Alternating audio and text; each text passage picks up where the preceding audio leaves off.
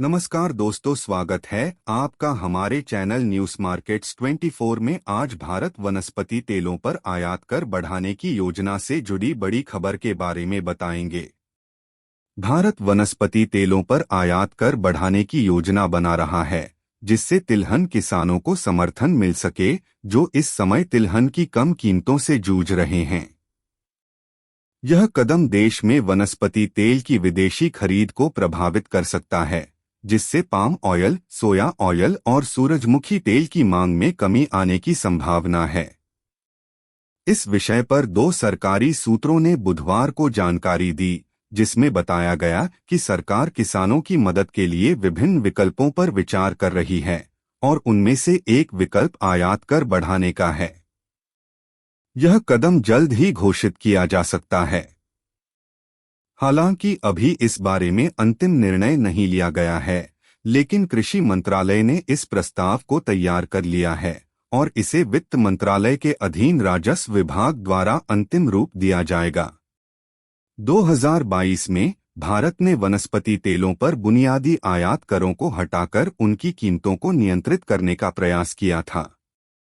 वर्तमान में भारत 5.5% का कृषि अवसंरचना और विकास उपकर के रूप में कर लगाता है। किसानों का मानना है कि आयात शुल्क में वृद्धि से तिलहन की कीमतों में हो रही गिरावट को रोका जा सकता है, जिससे उन्हें कुछ राहत मिल सकती है। महाराष्ट्र, जो देश का दूसरा सबसे बड़ा सोयाबीन उत्पादक राज्य है, वहां के किसान वर्तमान में सोयाबीन की कीमतों में आई गिरावट से असंतुष्ट हैं। घरेलू सोयाबीन की कीमतें वर्तमान में लगभग 4,200 रुपये प्रति 100 किलोग्राम हैं, जो सरकार द्वारा निर्धारित न्यूनतम समर्थन मूल्य MSP 4,892 रुपये से कम हैं। महाराष्ट्र के किसान जैसे मेस गायकवाड़, जिनकी 4 एकड़ जमीन पर सोयाबीन की खेती होती है, का कहना है कि मौजूदा कीमतों पर वे अपनी उत्पादन लागत भी नहीं निकाल पा रहे हैं। मुनाफा कमाना तो दूर की बात है। प्रधानमंत्री नरेंद्र मोदी की भारतीय जनता पार्टी भाजपा इस साल के अंत में महाराष्ट्र में होने वाले चुनावों से पहले किसानों को समर्थन देने के लिए कदम उठा सकती है।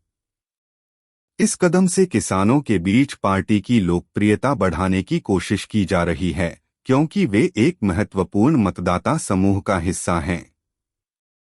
Solvent extractors association of India के कार्यकारी निदेशक BV मेहता ने कहा कि सोयाबीन की नई फसल 6 सप्ताह में बाजार में आ जाएगी, जिससे कीमतों में और गिरावट की संभावना है। भारत का वनस्पति तेल आयात जुलाई में 22.2% बढ़कर 1.9 मिलियन मीट्रिक टन हो गया, जो कि अब तक का दूसरा सबसे उच्चतम स्तर है। भारत अपनी वनस्पति तेल की 70% से अधिक मांग आयात के माध्यम से पूरी करता है। यह मुख्य रूप से इंडोनेशिया, मलेशिया और थाईलैंड से पाम ऑयल खरीदता है, जबकि अर्जेंटीना, ब्राजील, रूस और यूक्रेन से सोया ऑयल और सूरजमुखी तेल का आयात करता है। इस समय सरकार का यह कदम तिलहन किसानों के लिए राहत की उम्मीद लेकर आ सकता है, लेकिन इससे देश में वनस्पति तेल की कीमतों और मांग पर असर पड़ सकता है। किसानों के समर्थन और आयात कर बढ़ाने के बीच संतुलन बनाए रखना सरकार के लिए एक चुनौतीपूर्ण कार्य हो सकता है। खबर में सिर्फ इतना ही। इसी तरह के न्यूज़ जानने के लिए हमारे चैनल को सब्सक्राइब करना न भूले और न्यूज़ मार्केट्स 24 देखते रहे।